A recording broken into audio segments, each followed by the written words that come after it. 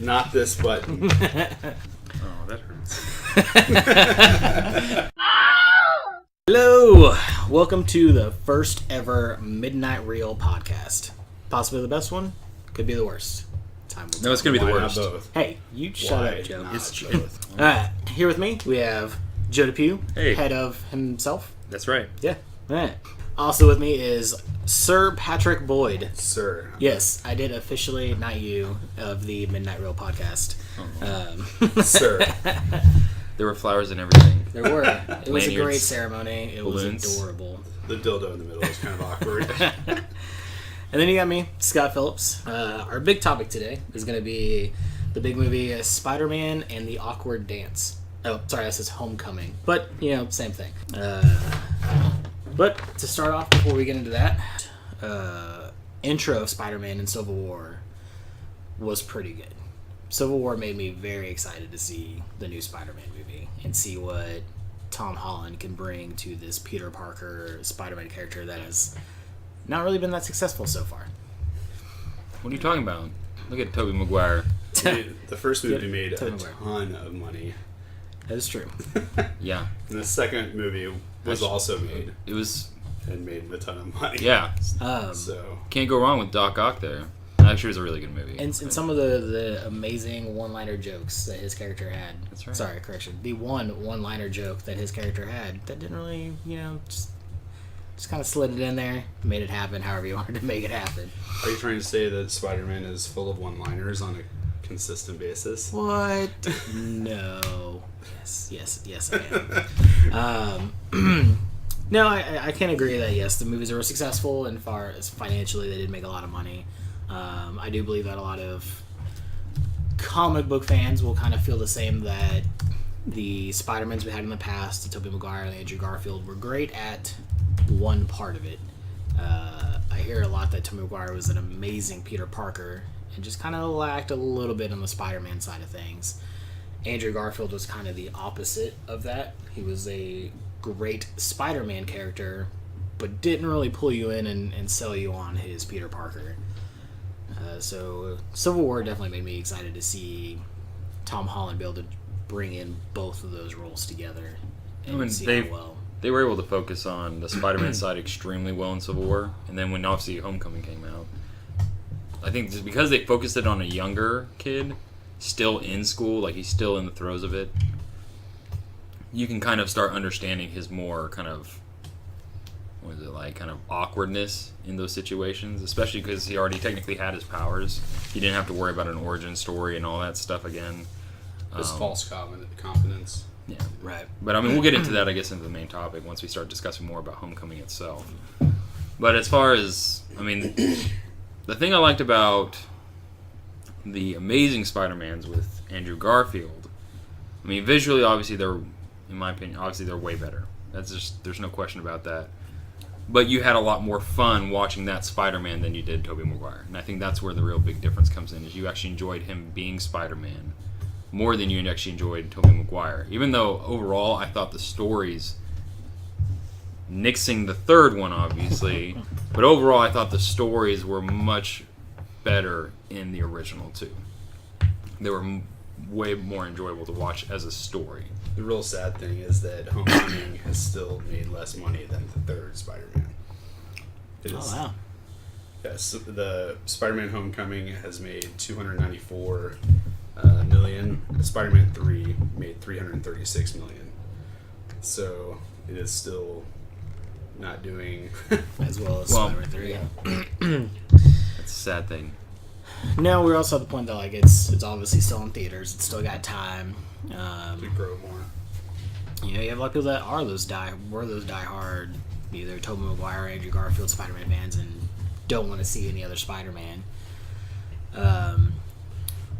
Patrick, as far as the Marvel movies you've seen recently and coming up to this, what did you want to see in this new Spider-Man, and what did you want to see them avoid in this new Spider-Man? Well, I definitely wanted to avoid the possibility that Tony Stark is the main character, because obviously he's such a huge character in pretty much all of the films.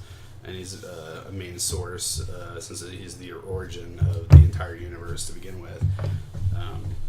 So I was very happy that was not an overwhelming amount of Tony Stark in the movie, for sure. And I was worried about that the most, and they avoided it, in my opinion, for sure. Yeah, I was worried.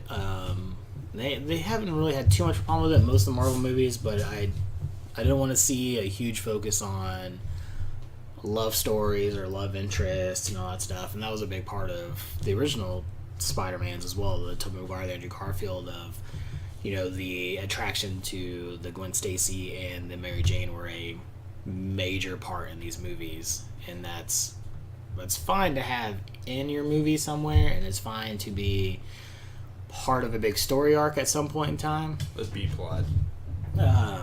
But yeah, I was concerned they were gonna make that like this, especially calling it Homecoming. I was concerned it was gonna be a huge major plot point of this movie of who is he falling for, and you know, he's doing all this because he wants to, you know, get with a girl and fall in love, and it was going to be damsel in distress through the whole movie. So those are things I definitely wanted to avoid seeing from some of these Marvel movies that have come out in the past. Movies that made me excited for it: Doctor Strange. After seeing Doctor Strange, I really felt that Marvel could do a strong single character without having this overshadow love interest, this overshadowing, you know, external problems and all this stuff, and be able to just focus on, here's your character, here's the things that he's got to learn, he's got to deal with, he's got to overcome, and then just move on from there, and let that be what you're focused on of this character, and not all the external circumstances that happen around them.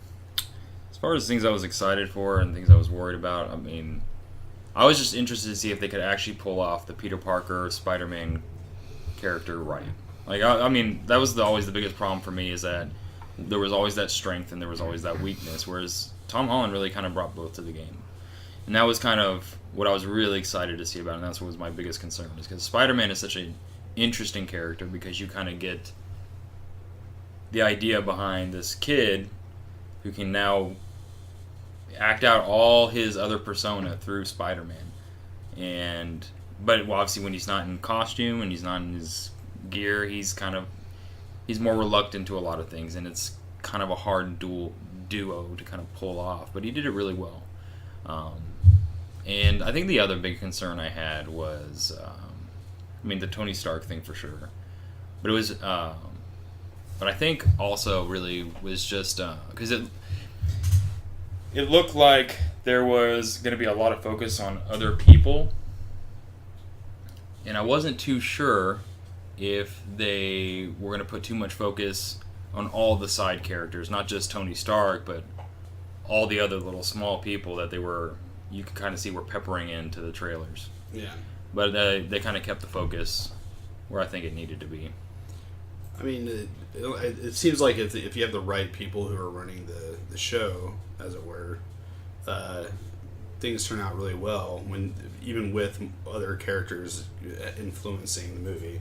The fact that they even were able to make Avengers and pull it off, and everyone got their equal time, and everything made sense the entire time, is, impressive. And so I think they're definitely learning as they're making more movies. They're learning how to balance all that out.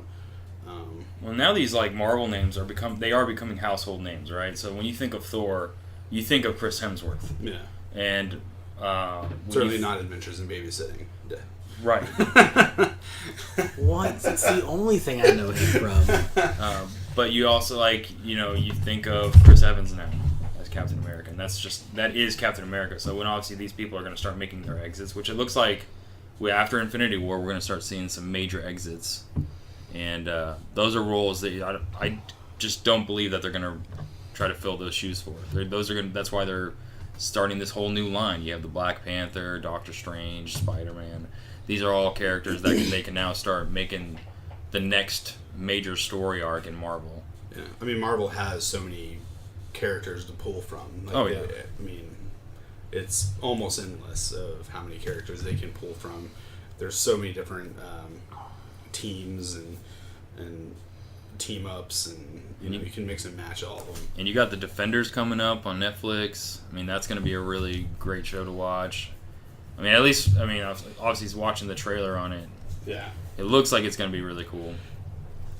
So, I mean, I think Marvel's downside is going to be their rinse and repeat on their villains right now. That's something that they've been kind of failing on in the MCU. I mean, how many movies was Loki the primary villain? All of them, including the new upcoming one. Right. So that's the problem. look, not necessarily. In this one, it seems reversed now. Loki is still a main character Well, which is what happened in the second movie. with the Dark World. Yeah. Yeah. They already did that, so... Well, But no, at least he's- they're going to space this time, so... That's right. And It's hopefully bring in the Guardians universe, because I think that's the goal of this movie. well, evidently there was something like I guess at the beginning of Infinity War, where Thor is in space and the Guardians happen upon him in like this thing of debris. Yeah. That's all I know. But that was supposed to like one of the things that they showed off during Comic-Con this year.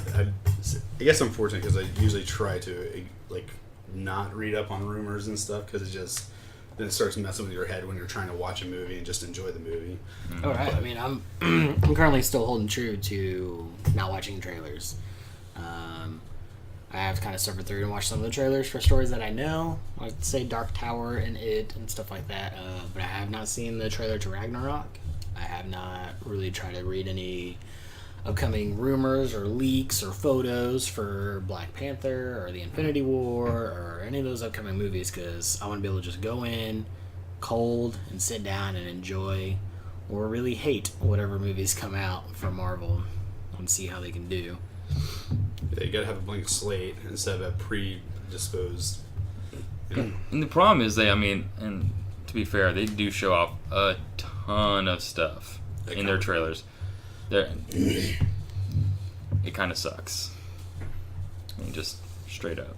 Well, yeah, you use the Terminator thing of like, oh, you just gave away the major twist of the entire movie by playing it in the trailer. Right. Like, I think that's when you actually stopped watching trailers, because you're like, what's the point in even watching a trailer? No, was it Batman vs Superman? Because Batman vs Superman, same thing. Oh, Doomsday's here. Well, that would have They showed off Doomsday.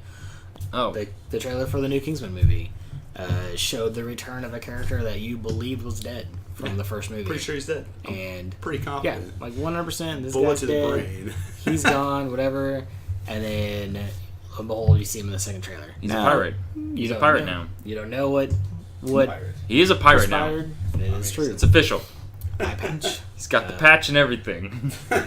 Apparently he's got a very bullet resilient eyeball that just No, his eyeball, I don't think it was very no. bullet. It slowed it down enough to not impact his brain. No, he drank a lot of milk, and that bone in there just... That calcium really that helped. calcium really... Just took a hit.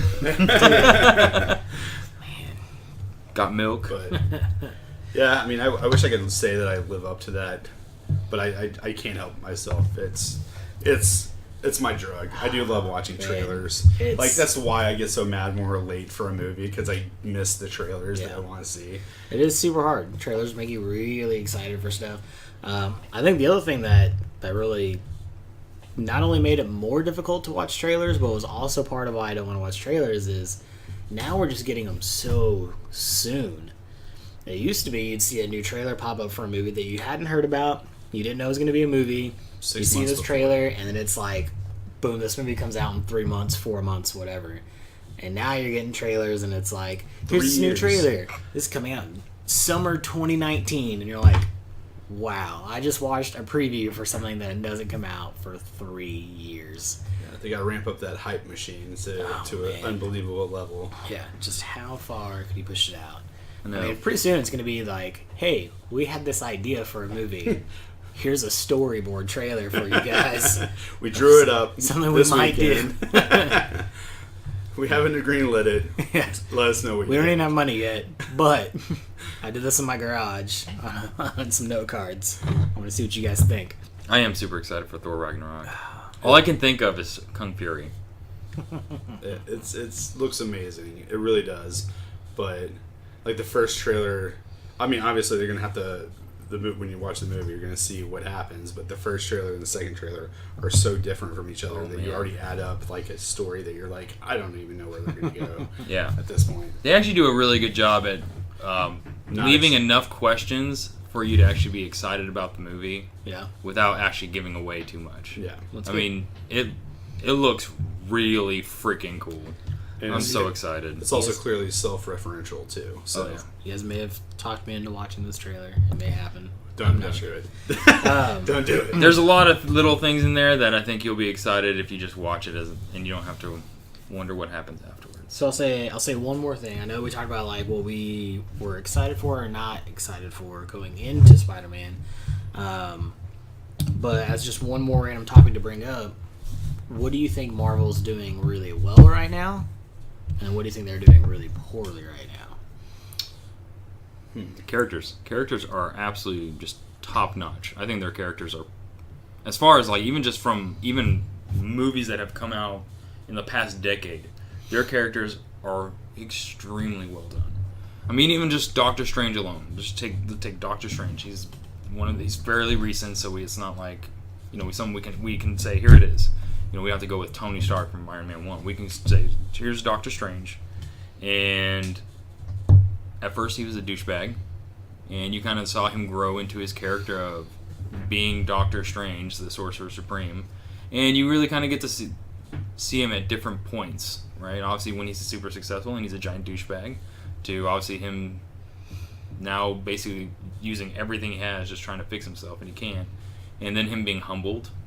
Just sleeping on a doorstep, hoping somebody's gonna help him. Yep. So you get to see him, and then it's still a great movie to watch, and lots of comedy.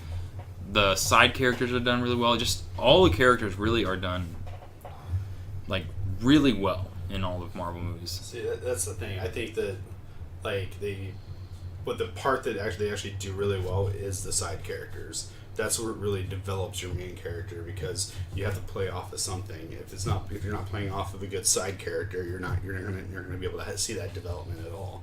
So if you don't have the good actors that play the side characters, and that make sure that they are well rounded themselves, then you wouldn't have that perfect story to be able to play off of it. So I find that to be the most impressive part of most of these movies. So Joe, what do you think the MCU is doing really poorly on right now? So like for example in Civil War. Now I love Civil War. I think it's one of their better collaborations. Apart from even from the Avengers and Age of Ultron, I think even with both of those movies, I think Civil War was just done way better. The struggle though with that kind of story of Civil War though is there's a lot of really cool things when you do a story arc that they have to leave out. And I think one of the things they struggle with, though, is if they want to do these really big stories that they're wanting to do, it seems like they leave out some of the best parts of those stories. And I understand why. You're constrained by time. And if you're going to try to make a 2.5-hour movie, right? But if you think about the story of Civil War, I mean, this was across everything. This was a huge thing. And for me, they do a lot of, like I said, we just praised them on their characters and all kinds of things like that. But I think there's a lot of smaller things they could do to really kind of spend more time on, and not just kind of rush through and to get to the main action scene. There's a lot of really good heartfelt moments that really could be a great moment for a specific character, but instead of really kind of letting those moments shine, they hurry all the way to get to the action sequences that you're really wanting. And they use a one-off line to kind of, this explains why. Exactly. I think that's where they struggle the most, is letting certain moments really help a character shine more than they actually allow them to. I think they need to be willing to have more movies split up. I know it's a lot harder to keep an audience in a theater for a 2.5, 3+ hour movie, especially nowadays. People just get bored. Doesn't matter how good your movie is, they're usually not going to last that long. So the question is, I know they plan on breaking up Infinity War into 2 different parts. I feel that their big collaboration movies, Civil War, one of them, could have easily been 2 separate movies. Mm-hmm. And they could have easily done a 6-month gap release of, you get part 1 in the summer, part 2 comes out start of the winter. Film both of them at the same time. Yeah, film both at the same time, post-production, editing, everything done at the same time, and you just split it. Release the first half, release the second half. I think you're going to make a lot of the people that have your problem a lot happier. Because you're like, hey, here's this big story arc. We're going to take the time to make sure we actually cover this story arc. The thing that I think MCU needs to work on, and it's kind of hard for me to say as somebody that is into these characters from, comics and graphic novels and all that, there are a lot of things that they need to become willing to leave out. There are constrained for time, and they're leaving out these really big, awesome story arcs because they spend so much time on, let's spend an entire film showing Peter Parker get bitten by a spider again. Now, we know that doesn't happen in Homecoming, finally, and that's one of the successes there. But, when you already had a Tobey Maguire Spider-Man, when you come up with the Amazing Spider-Man, you don't need to spend an entire movie showing how he becomes Spider-Man. Every Batman movie we've ever had starts with his parents dying in an alleyway. I think you just kind of need to, and I know this is DC, but I think you kind of need to learn to an extent of, by now, if you don't know what's going on, then you're not going to get that person. You need to figure it out on your own. Everybody has internet. Everybody's got smartphones now. You can be like, man, I don't get it. Why did he decide to become Batman? I can Google that right now and get 100 different pages of things. You need to learn what they need to cut and what's really important. And I think they're trying too hard to cater to people that are going to go see these movies with zero prior knowledge of any of these characters and these story arcs and everything, and expect like, hey, I'm going to take somebody with zero comic book, cartoon, graphic novel knowledge and then make them know everything there is to know about this character by the time they leave this movie. And you just can't do that in an hour and a half. You have decades of comics from all these characters. It doesn't matter which origin story you use, there's 5 or 6 you're not. So that's what I think they really need to focus on. I mean, as someone who doesn't read comics at all, I know almost everything I know about most of these characters are either from cartoons when I was a kid, or back then was X-Men was the only one that you really watched, but right. No one watched the Captain America cartoon, and I didn't know anything about that. There was Spider-Man cartoons; they were really good, voiced by Neil Patrick Harris, I think, if I remember right. Yes. But yeah, but they were all quick stories. Who's the villain this week and stuff like that. Yeah. I'm glad that in this movie they had one villain. That's really all you had to care about. You didn't have to worry about other villains, because as we all know from Spider-Man 3, that was the worst mistake you could make, is to add 3 different villains, trying to make them all like human and trying to get to know who work they together and somehow give him this impossible task that he manages to overcome, but not make it so impossible that when he does overcome it, you're still just kind of going, You got to balance every story out with like I said earlier, the villain has to be balanced, your side characters have to be balanced, and your main character, who you're rooting for, has to be well balanced as well with their home life, and etc.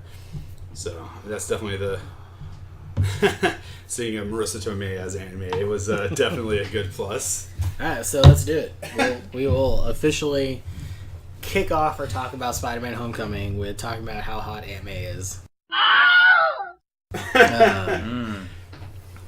We know that was one of Patrick's key points, and why he. I heard it was the only reason he went to go see this movie. Pretty much.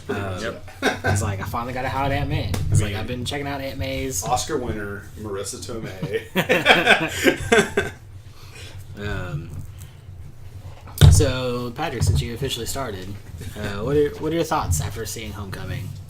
It was great. It was definitely top 5 to top 10, like in my opinion, out of all the Marvel movies. for some reason, a lot of people love the Captain America movies a lot. I really like the second one. First one, That's my favorite. Yeah. but the first one is completely forgettable. I know that there was a bad guy. I know it was Red Skull or whatever, but don't know anything that happened. I don't know. Technically, Civil War is Captain America too. So That is true. Winter Soldier or Civil War. Winter Soldier. I was not that impressed with Civil War that much. Like, because the whole time I'm like, just talk to each other. That's all you got to do. Just talk to each other. And like, because it seemed like, you know, and like all of a sudden you're hit with this whole reveal that that Captain America knew the whole time that the Winter Soldier killed his parents, but it was never touched on in the previous movies. There was no hint of it, and then just all of a sudden at the end, like, it revealed. Well, no, I don't think that he knew about it. He just knew how Tony Stark would take it, and was basically just trying to calm him down. Because he's like saying, I know he had he was put under control from those guys, so he probably did a lot of things it wasn't him. Right. So it's not like he ever said that. But yeah, Tony's I knew. the smartest man on Earth. I think he would understand that, and the whole problem wasn't the fact that that's what happened. Well, he has It was the Batman fact that- syndrome. He has a Batman syndrome. That's exactly what I was about to say. They Batmaned it. He did. Because he didn't say, you killed my dad. He's like, no, you killed my mom. Yeah. And there was a Batman v Superman movie that came out, and we have to basically foreshadow what was going on with that. Wait, there was a Batman v Superman movie that came out? I don't think I remember this. Well, yeah, I remember Deadpool was like, Martha! I don't think. I remember. Okay, it's all going back now. There's some foreshadowing Yeah, going on there. man. You kill my mom. And that whole thing sparked. I thought, but like, the problem, like, and I know we're diverting. I'll say we officially started our homecoming talk and Right. immediately. But see, we have diverted to away lead from up to this because his appearance in Civil War kicked it all off. So, but as far as like the problem I had with the first Captain America was the fact that Captain America was not Captain America the entire movie. Half the movie, yeah. No, not even half. What amazing thing did he actually do in that movie? He jumped a gorge on a train or something. I don't know. I don't remember. Exactly. I There legitimately was don't know nothing that movie. memorable about Captain America in Captain America, the first Avenger. Yeah. Other than him basically saying, I got my serum. I'm cool now. Let me be a mascot. Yeah. Yeah. You're a bad person. I'm going to go freeze myself. And that's the movie. Congratulations. It was not that good. But then, like, in the Winter Soldier... Spark Notes version. Yes. But then you get Winter Soldier and you see him infiltrating that boat. That whole opening sequence was phenomenal. That was a great scene to watch. You see him doing these really cool things, and you finally get to see him be Captain America. And that was what I really enjoyed that. But what I enjoyed about the So it's Civil almost War like side... introducing a character is a complete waste of time because we don't really need to know because we're only interested in Captain America. And we're interested in being the character. That's what we touched on earlier. That's their failure. Like the first Avenger movie, it's more than 2/3 of a movie of How do we him get these getting guys turned together? into Captain America. Right. Well, I think they learned their lesson as later iterations have shown us. They like even with Doctor Strange, even though that was technically an origin story, it was quick. They did it real quick, and they kind of got to the point where they tied his origin story really was kind of more of him actually just becoming the Sorcerer Supreme that you want him to be. And it kind of quickly shows you how well he adapts to it and becomes Sorcerer Supreme. So, I mean, I think Marvel's learned their lesson in that respect. What was great, like, with the Spider-Man Homecoming, now we're going to tie in. See, look at that tie-in. That was nice. We trucker hitched it. But obviously, since they Marvel already we knew the Spider-Man story twice over. They just focused on, he got bit by a spider. That's cool. All passed. But instead, they said the origin story really came from him learning to be Spider-Man. Not necessarily having to become Spider-Man, but learning how to be a better Spider-Man. Growing into a man. Yeah, growing into a man. The part I like, one of the things, like, for example, Uncle Ben is already dead, right? So what kind of emotional thing will have him start learning to take a hard look at himself and say, I have some real responsibility with this? And they almost killed off the guy like that he actually was kind of good friends with. You could tell, like, he would go over there all the time to get the sandwiches, and because he was just kind of messing around trying to be a good Spider-Man, he ended up almost getting that guy killed. Even though technically that weaponry obviously was something far advanced that he had no idea about, but the fact because he decided to kind of be more heroic about it, he almost got somebody killed. So it was an interesting kind of way to show him maturing into the Spider-Man that you want him to be, and that kind of actual hero, without having to like go through, oh look, Uncle Ben died again, or like doing the flashback of, oh no, look at Uncle Ben dying. I'm so glad for no flashbacks. No flashbacks. No flashbacks. So they showed off different ways of him to become the Spider-Man you want him to be. Different examples. It was nice. I think flashbacks in a single movie. It's one thing to have flashbacks, say if you're on a 10-season show or stuff like that. But when you're in a Family Guy. You're in a Family Guy. But when you're in a 1.5, 2 hour movie and you got a flashback to something at the beginning of that movie, to me that's straight up a director and an editor saying, I think you're too stupid to remember something that happened 30 minutes ago, so I'm going to show it to you again just to make sure you know, hey, don't forget, this happened earlier and that's why this character is acting this way. You should be able to just see something happen and a reaction on a character's face or something they say, and you make that connection yourself of, oh hey, he's reacting this way because such and such happened at the beginning of the movie. Don't show me the first 5 minutes of the movie 3, 4, 5 times throughout the rest of the movie. It just doesn't need to happen. I mean, when it comes on DVD, I'll leave it on the menu and that stuff will loop over and over and over again all day long. And we'll just go on from there. It'll be okay.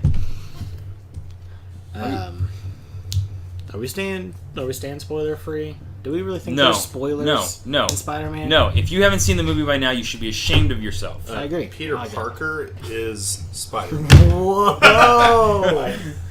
Yeah.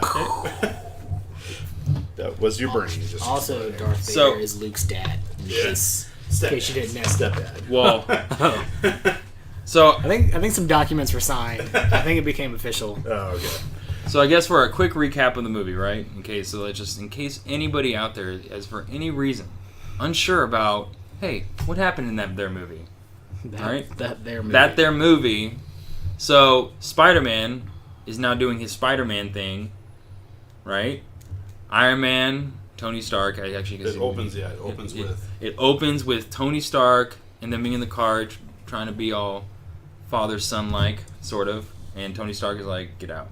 Right, because the Civil War scene, right, with the planes and the Ant-Man and blah blah blah, and which I really liked, by the way. That was a really cool segue into the movies, like basically taking place right after the events from his perspective. Yeah.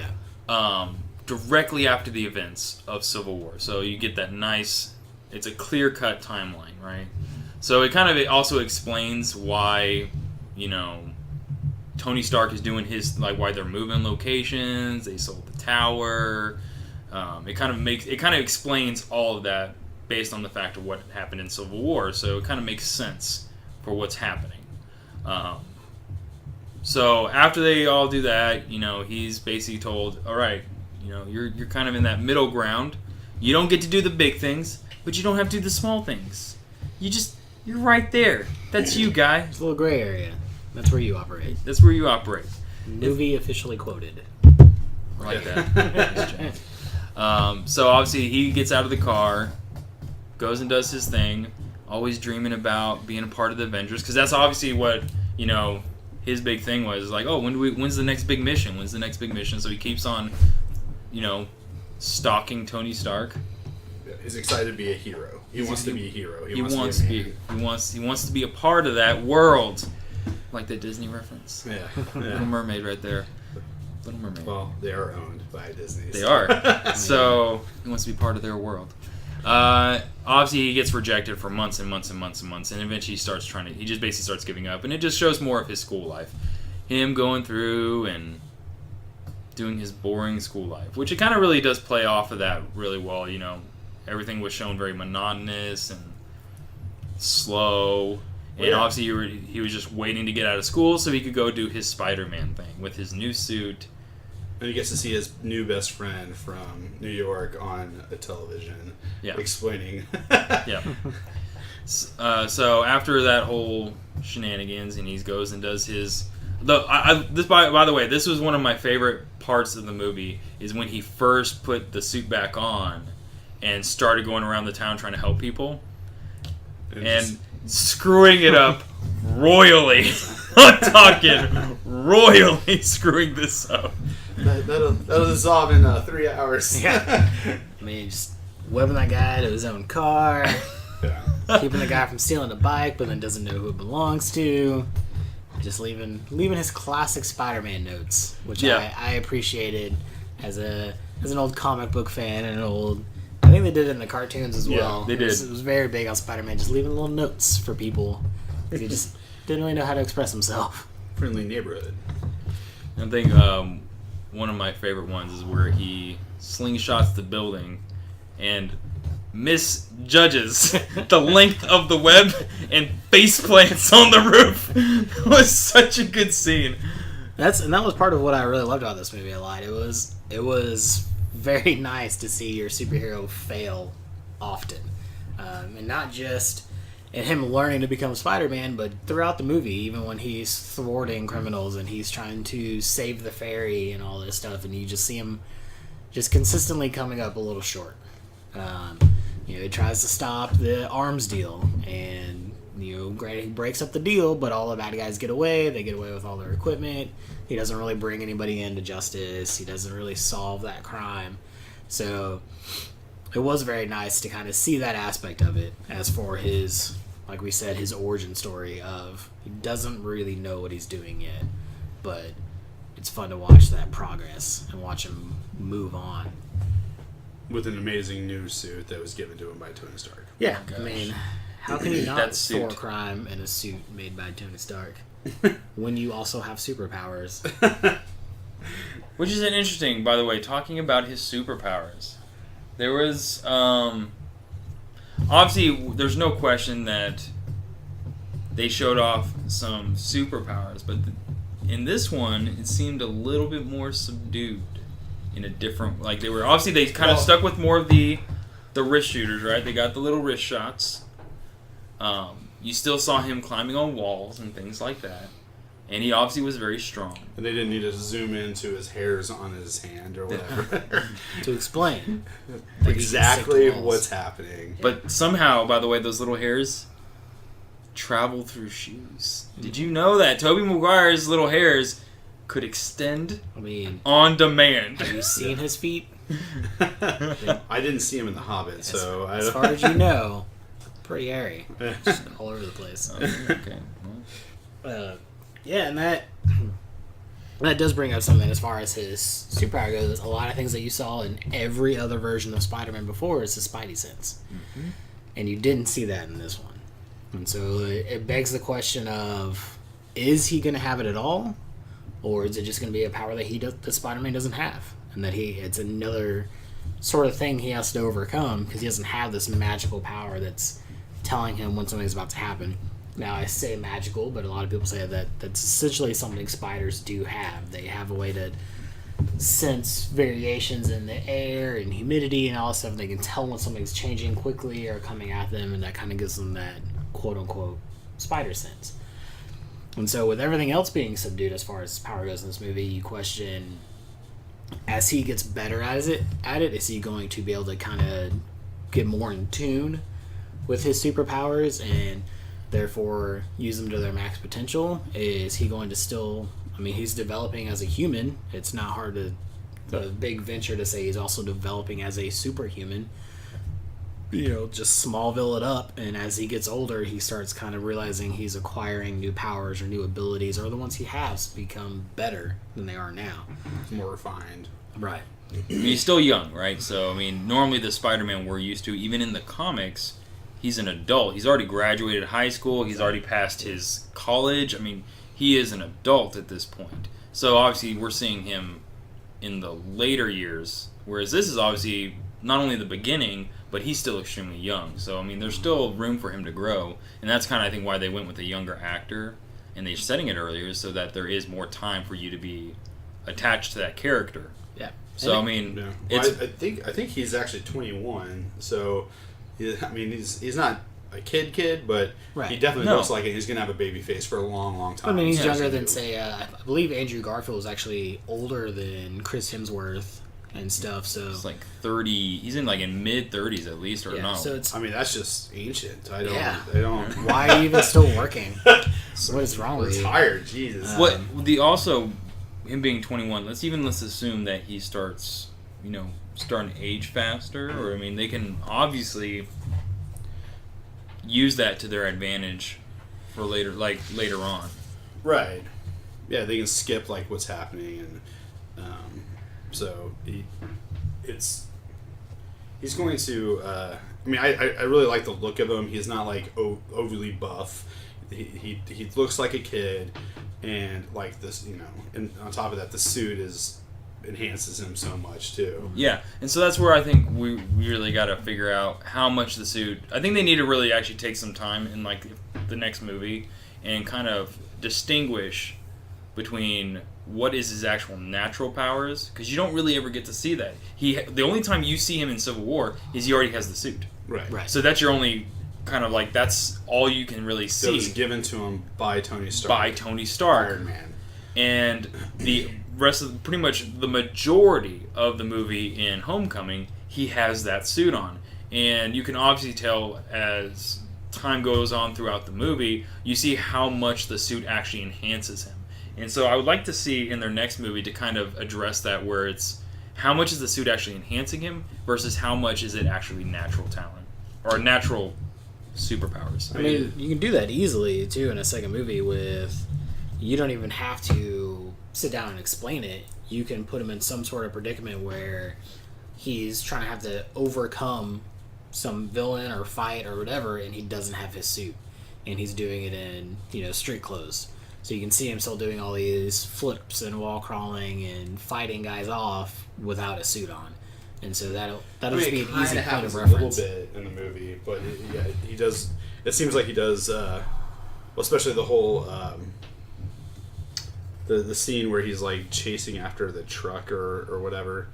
So it just is. I mean, the suit's amazing, but it's just like you can't define specifically what's him and what's not. Well, I mean, because in refresh my memory, when he goes to the actual dance, he's not wearing the suit under his tux, correct? I don't think so. No, I don't. I think he at that point.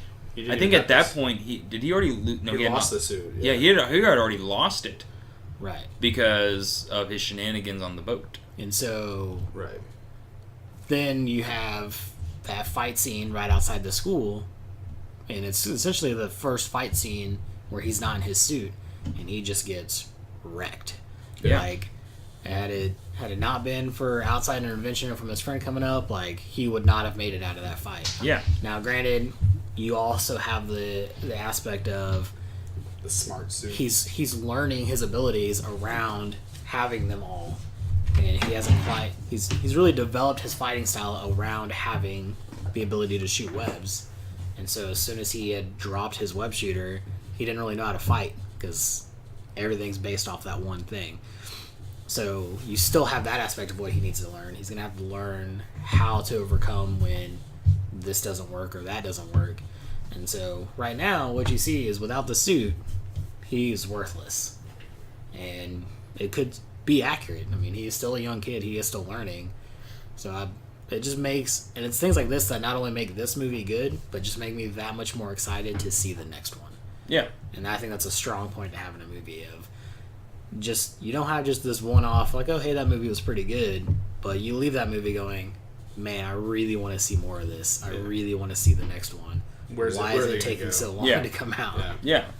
I just left the theater. Why isn't this movie Why isn't that out right now? Yeah, I mean, the movie, I think we can all agree, is a fantastic movie. Not just from a Spider-Man sense, but actually just from a movie general. It was very, very well done.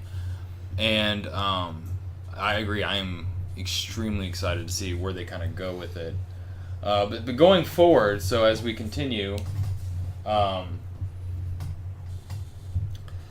So, where were we on? So, he was in school. He went to go become Spider-Man.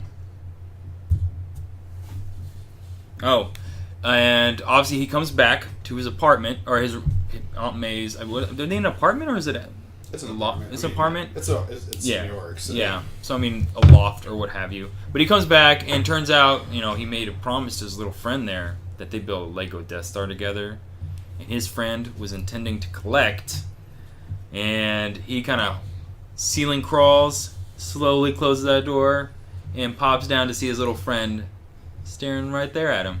That to me was one of the greatest Surprises. identity reveals ever. Oh yeah, Right. Because So- you don't hear a word. That whole scene, you're expecting like, oh, is Aunt May gonna hear the door shut and walk in on him? Like, is he not quite gonna get to the door before she comes around the corner? Like, that's that whole scene you're expecting of how is he gonna get away without Aunt May seeing him or hearing him come in, and then you have that quick, you hear the Legos hit the floor, and that quick camera turn around, and he had just been sitting there watching the so many entire questions. time. and that was, in my opinion, is one of the most interesting points that I think even comic book fans can appreciate. Is the friend actually asking Spider-Man the common sense questions we all ask. Have you ever seen how far your web shoots? Yeah. Like that one, like everyone's wondered that. Yeah.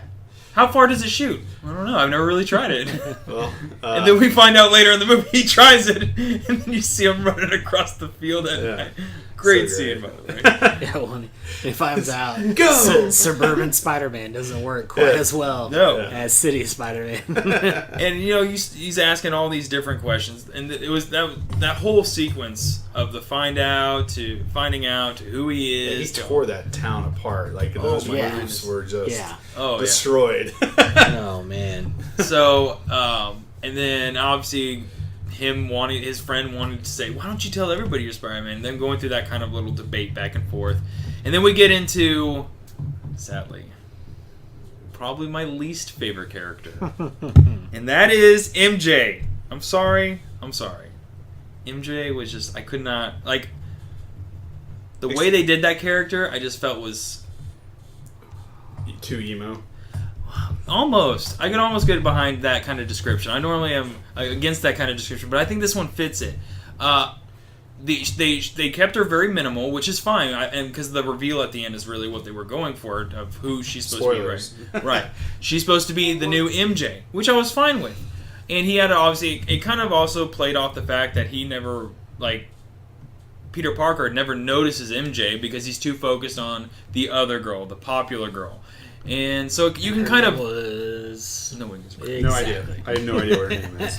If, It was very confusing. I'm sure... right, but that also like goes to the point of like that was not the big major focusing story arc of this movie. Was that initial love interest, even though it wasn't MJ or Gwen or whatever, it was just in fact another high school girl.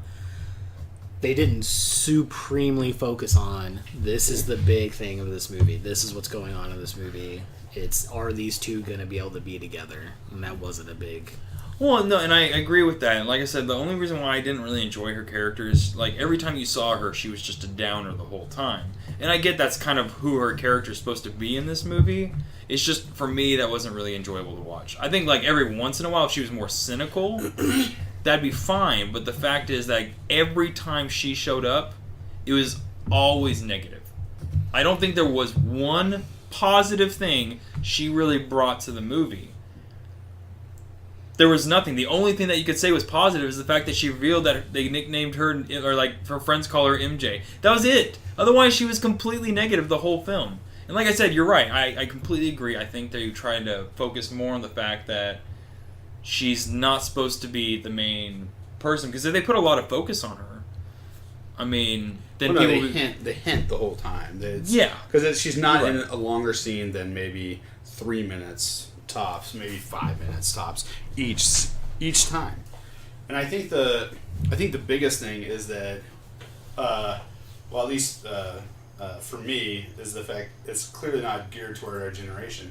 I totally thought that I knew that some girl named Zendaya is going to be the new MJ, and the entire time I'm like, okay, so this girl is MJ the whole movie. Because I don't know who the hell Zendaya is.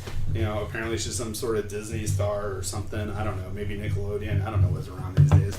And so I'm like, yeah, this girl's Zendaya. She just has a different name for whatever reason. And then, the reveal at the end is, oh, that's not Zendaya.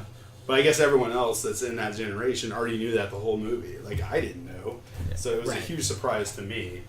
But, because I remember already hearing beforehand that Zendaya was playing Mary Jane. That's all I knew.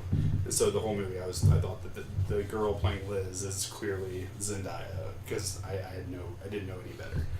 Well, that was also a nice little touch, is that she is the MJ, but she is not Mary Jane. She's Michelle something. Right. The other girl, Liz, by the way, was what she was called. Speaking of her, that was one part I didn't like about the movie, in that she was initially the love interest of the movie, and lo and behold, in this super small world we all live in, his number one enemy just so happens to be her dad. And this is just something to me that has just been going on and on and on in movies all the time. Movie tropes. Yeah, it's, you fall in love with this person, and it's their brother, their sister, their dad, their mom, whatever, is always connected to the love interest somehow in some way.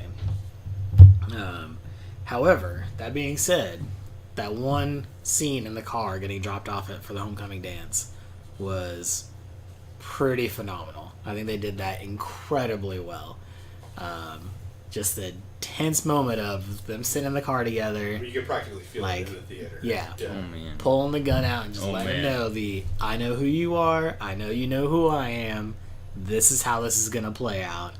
This is like me letting you live, because I could kill you right now. You saved my daughter. Yeah. This bad guy was scary. Yeah. I mean, this guy said there was not even a hint of just like hesitation. This guy was like, I'm gonna kill him. Like, as soon as he stopped him the first time, which is kind of the next major scene, obviously, is at night, and he's kind of going out doing his thing as Spider-Man. He sees that robbery, he finds that weapon, and he finds out, oh man, what's this whole thing? And they go through the whole investigation to find out what this device is. And of course, he's smart enough to start like messing around with it. So yeah. I mean, that was a happy moment for me. The fact that he's actually pretty intelligent. He created his web shooter, which is an interesting way to describe it, because obviously this is a school of really smart kids. I liked how they kind of like, it's not just that. I mean, he's surrounded by very smart people, so it makes a lot more sense on why he's developed already that kind of stuff. He's on a trivia team. Yeah, like he's already surrounded by the the smartest of the smart. Yeah. So he finds out the weapon. He kind of finds out where they're kind of messing with it. He starts going to try to stop him, and then you get your introduction of the Vulture, and Michael Keaton is the ultimate bird. That dude loves being birds, man. Birdman. I mean, Batman. He was Batman. Birdman. Birdman. And now he's the Vulture. He's the Vulture man. All right. That's fair. Okay. And this guy, I mean, Michael Keaton killed it. I think he was a scary guy. Absolutely. He kills it in everything he does. Like, that's true. Even Multiplicity, you may or may not like that movie. he kills it in Multiplicity. He does a great job. And that's also, and I know you kind of talked about how this, what's her name? Liz.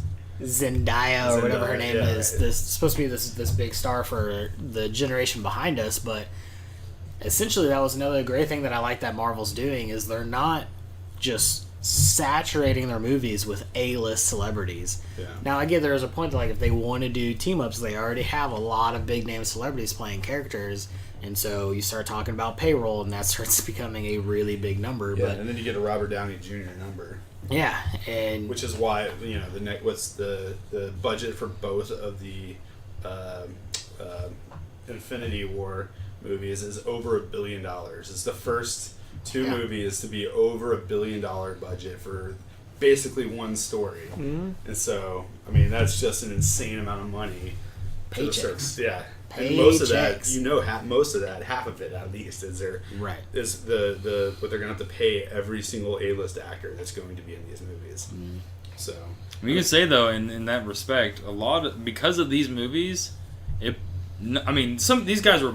I'm not saying they were not big stars to begin with, but the Marvel movies pushed them a step beyond that. I mean, like I said, you associate Thor with Chris Hemsworth. And it's not to say that Chris Hemsworth hadn't done stuff prior to that, right. But he's Kirk. He is now a household name, because of Thor, right? And same goes for Chris Evans. He was Torch, Human Torch from the Fantastic Four. Yeah. But you no don't one think of cared that. about. Yeah. But you think, oh man, Chris Evans. Oh my gosh, Captain America. Same thing with Robert Downey Jr. He is Iron Man. These people have become these not to phenomenal characters. And the only reason why the Iron Man movie was able to get made was because, and Robert Downey Jr.'s picked, was because of Jon Favreau saying, no, this is my guy, this is who is going to be playing it.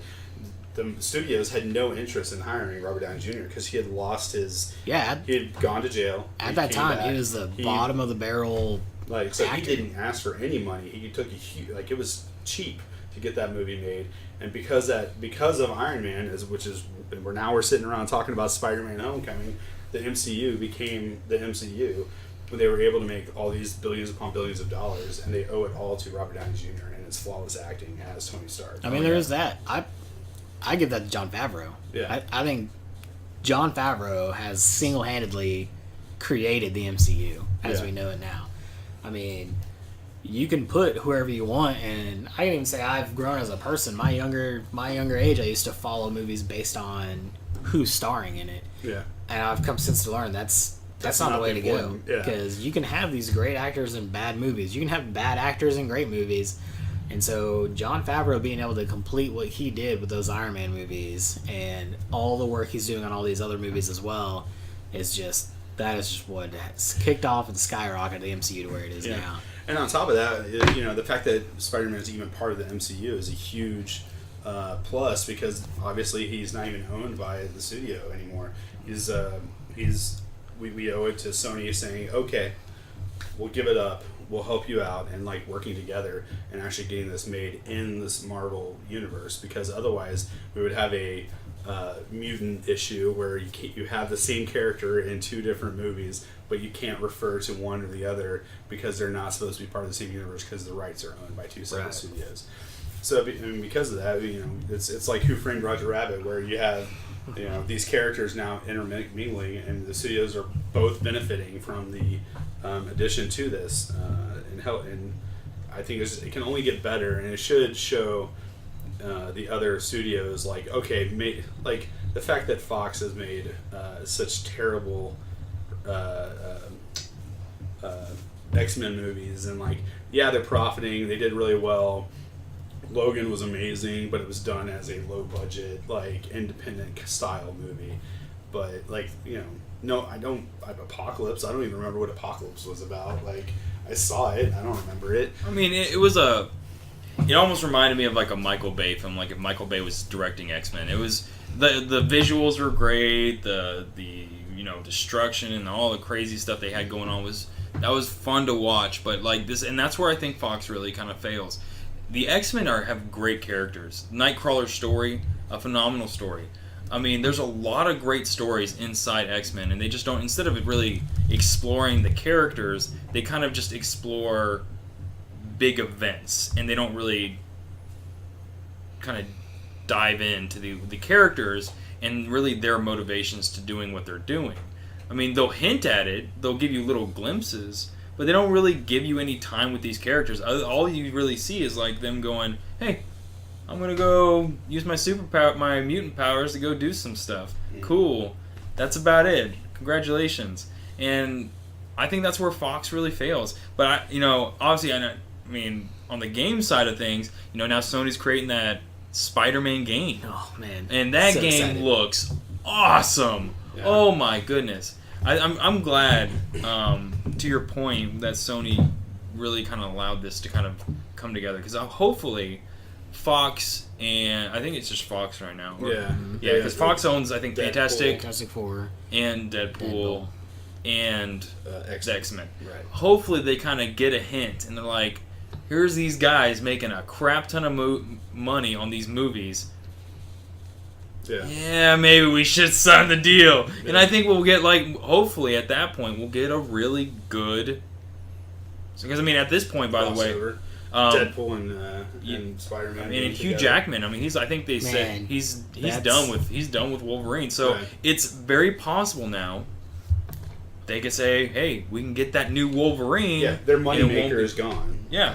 Because Wolverine is the only reason why they've been able to make money other than Deadpool. And Patrick Stewart's done too. He's not playing Professor X anymore, so that's over. So those are done, and so I see it as an opportunity. If Fox really wants to take the deal, and they could really start. I mean, it won't be able to happen until after Infinity War. I think there's no way they can introduce these characters except for Deadpool until after Infinity War. Yeah. Deadpool, could put himself in anywhere, and it'd be fine. Yeah. Everyone would he not could be give in a the crap. corner in the background, standing on a thing, looking through some You could just see. You could binoculars see like the fight. Like it'd be funny, like as like a little side clip. Like they just do like kind of a deleted scene, but it's kind of like in quotations, and it's from Deadpool. Look, there's like you see like the battle between like Thanos, Hulk, and all these crazy things going on, and you just see like you just hear munching, and all you hear is munching, and then he also just pulls down like this is great, guys. You just zooms the out of greatest vision I Deadpool. have of the scene is you watching like a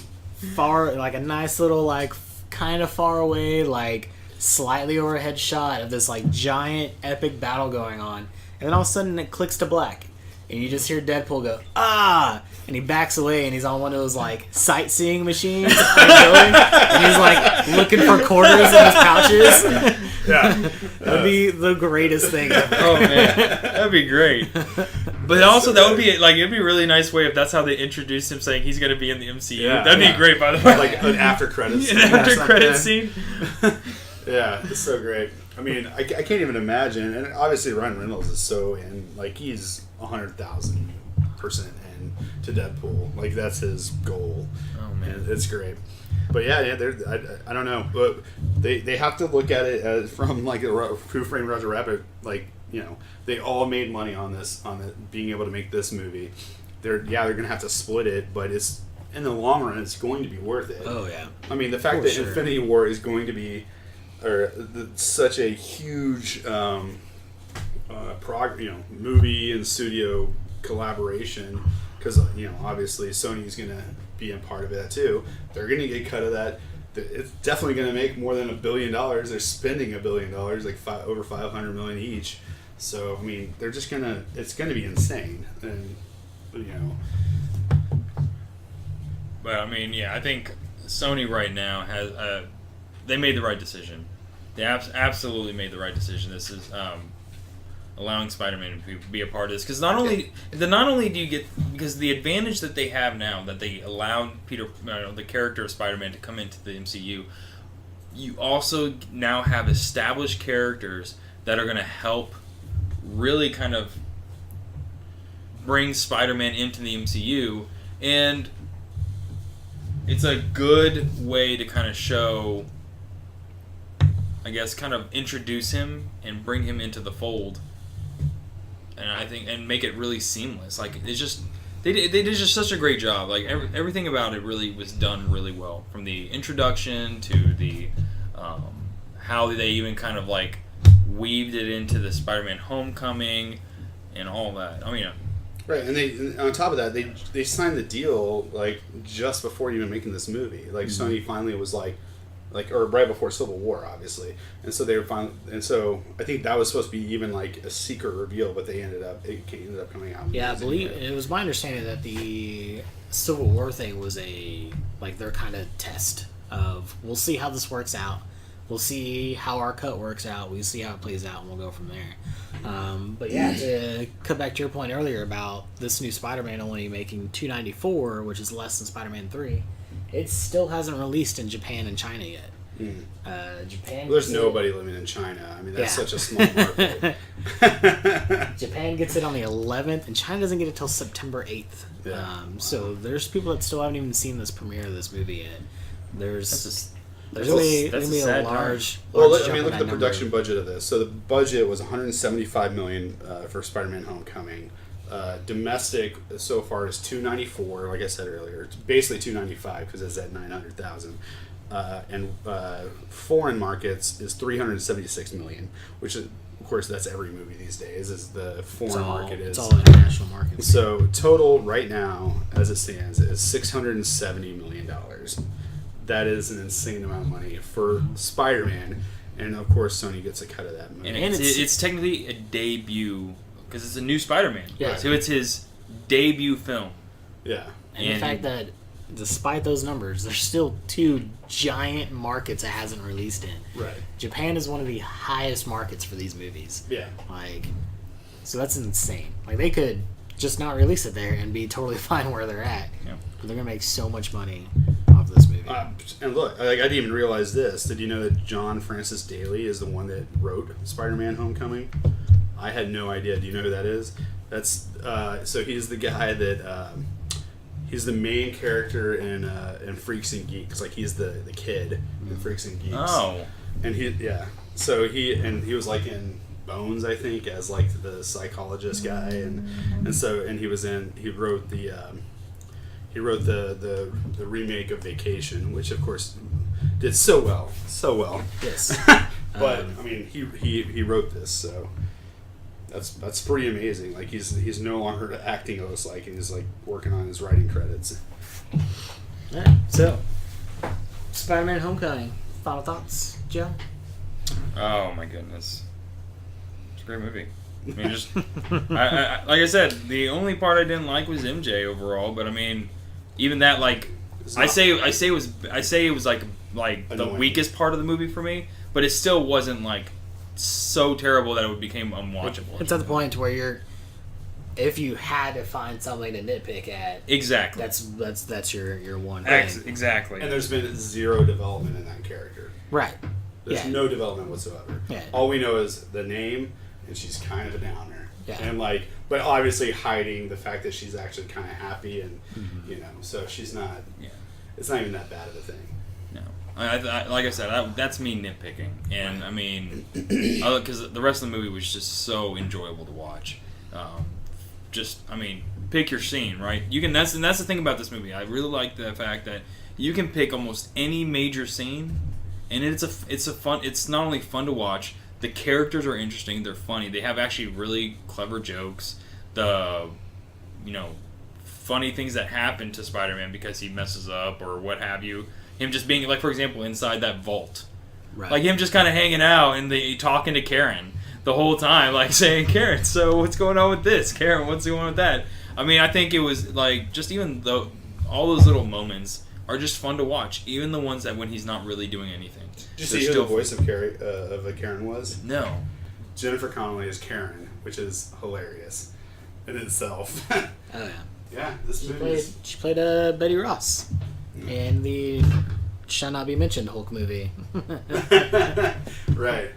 Well, that's a whole other thing. Apparently, they're just never going to make another Hulk movie because there's like the rights are with another company or whatever.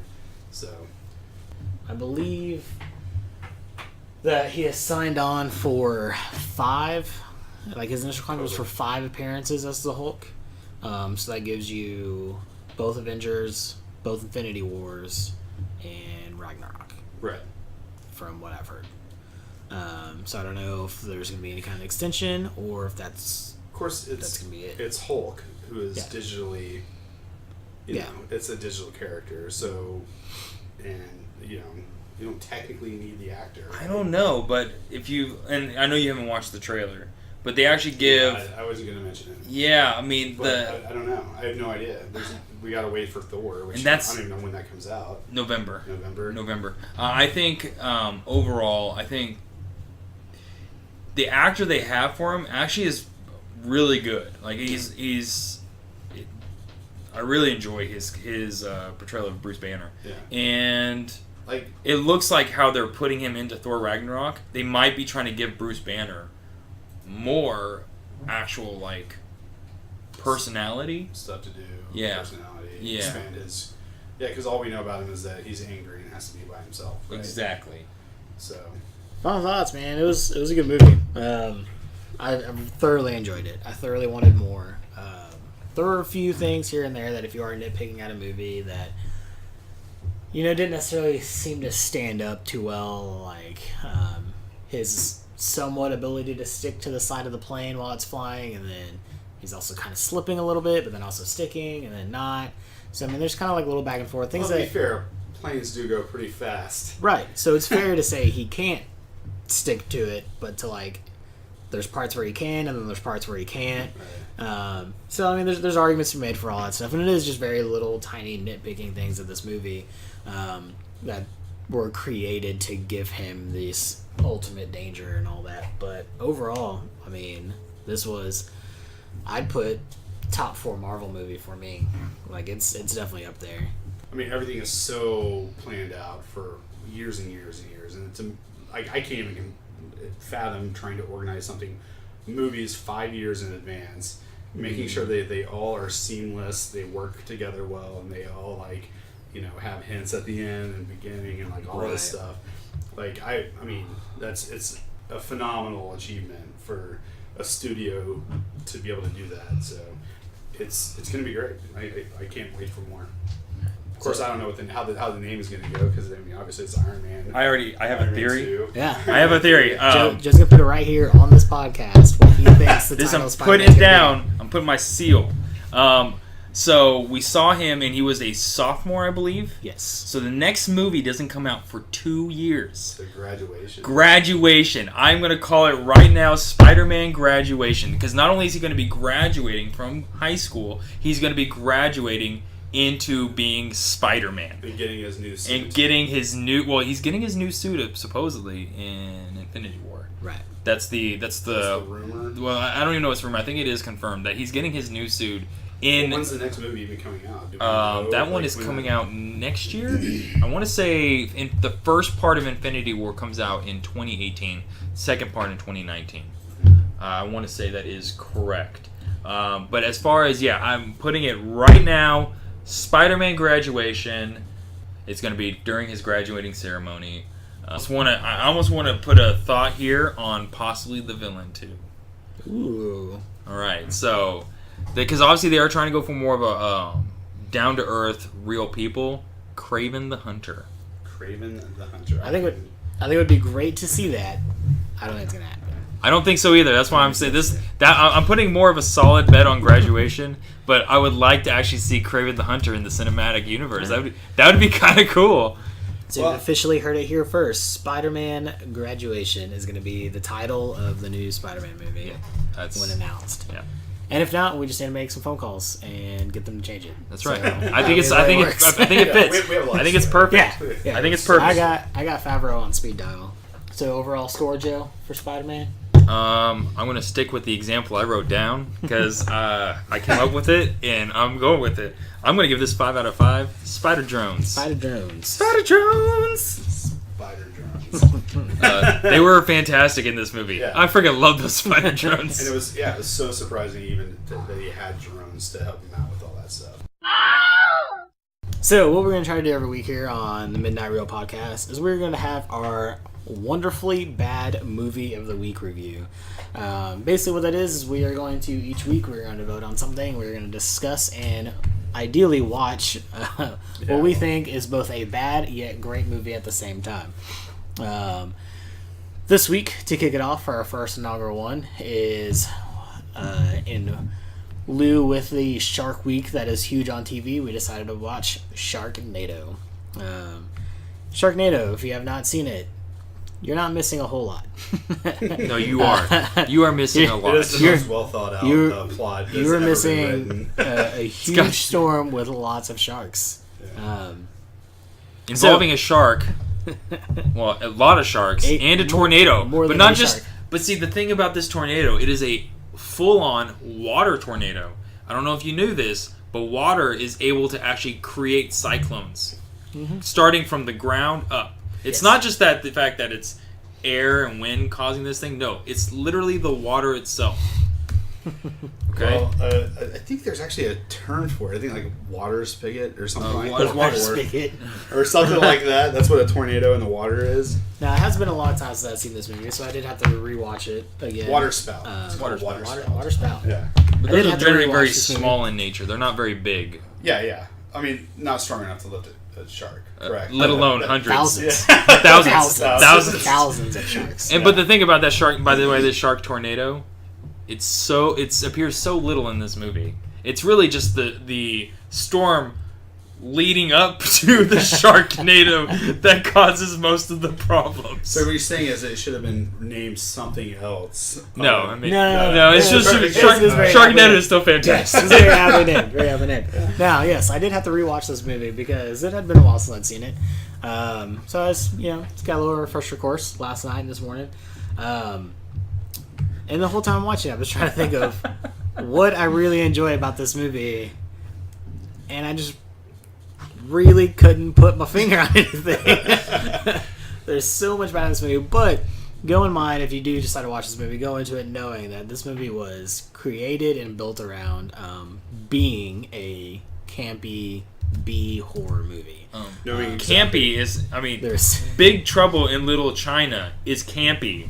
This original Batman series, rest in peace, was campy. Adam West. But those are campy. This is in another league of its own. this is just We're just good, this is this is the hammock in the backyard campy. of campy. It's so bad. The opening of this movie. If you don't want to watch Sharknado, that's totally okay. I think that is actually going to be better for you, for your health, mental health, that is. But watch the first 5 minutes. It fully explains what you need to know about this movie.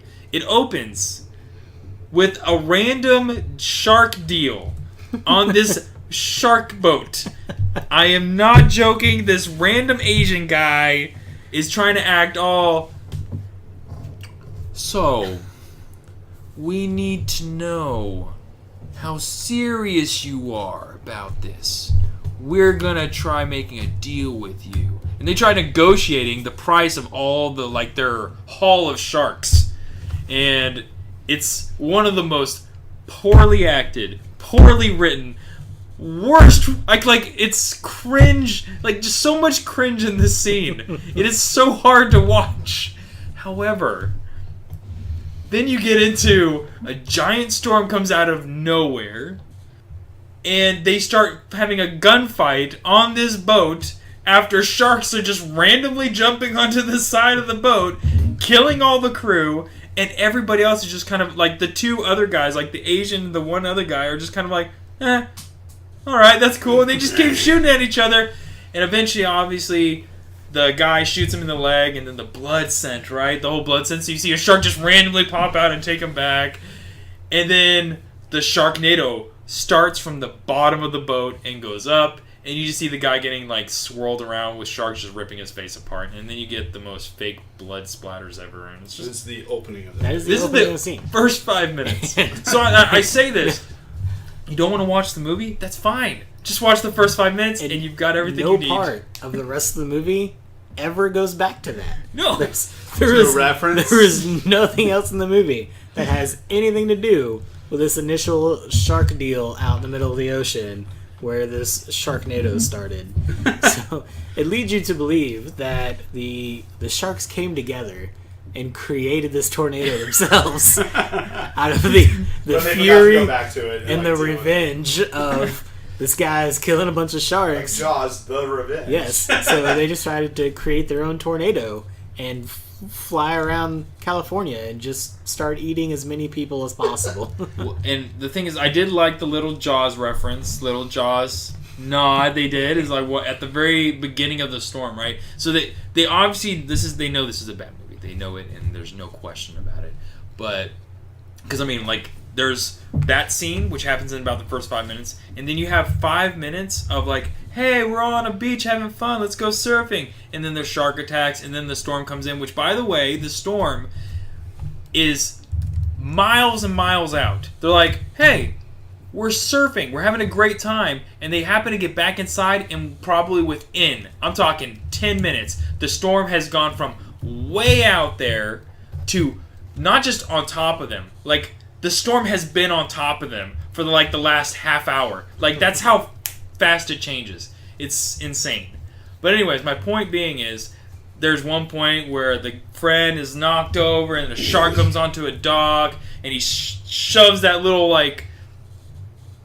whatever, I forget what it's a little canister of something. He just shoves it into his mouth and then the guy just blows it with the handgun and blows up the shark, and that's like, all right, nod to Jaws. I'm cool with that. So there's a lot of little. Well, did you catch the other nod to Jaws in the movie later on? Dude, with the electrical cord. Later on in the movie, they decide that the best way to stop a tornado is to drop a bomb in it. Oh, and that's how you just make a tornado stop working. Yep. So their plan is to get in a helicopter and fly at the tornado. Yes. And throw a bomb in.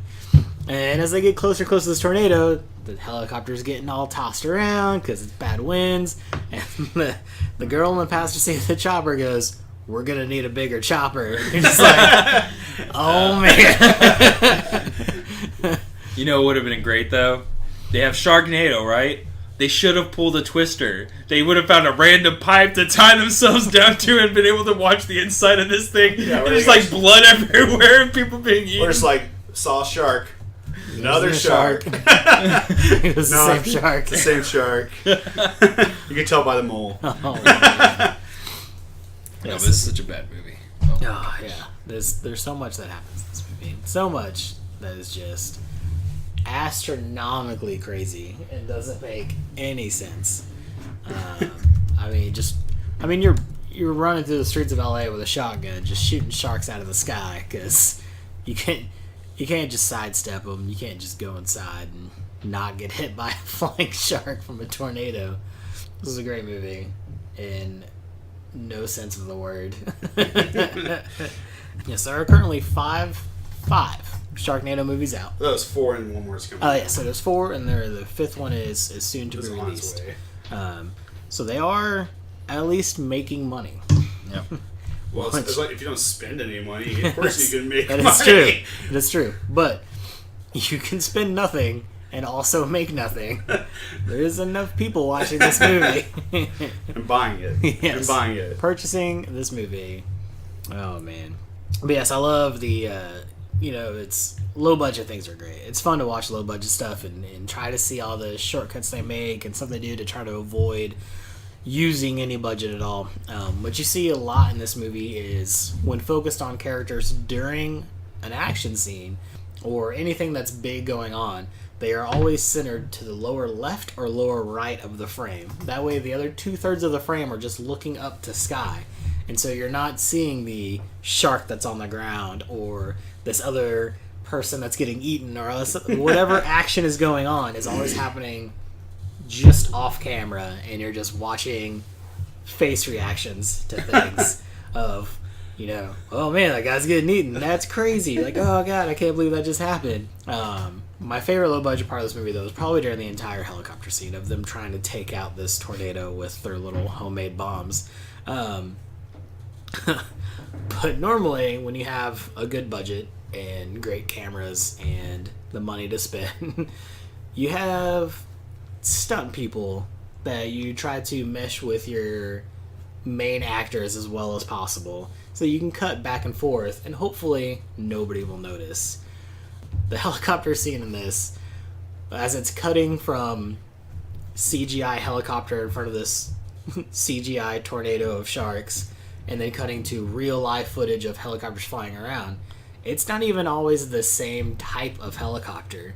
They go so far out that when they needed a helicopter crashing, the best helicopters for those are these tiny little like single-seater helicopters that they can throw some smoke out of and kind of toss one way or the other to make like they're crashing. So that's what they had, but that's not what the characters are in.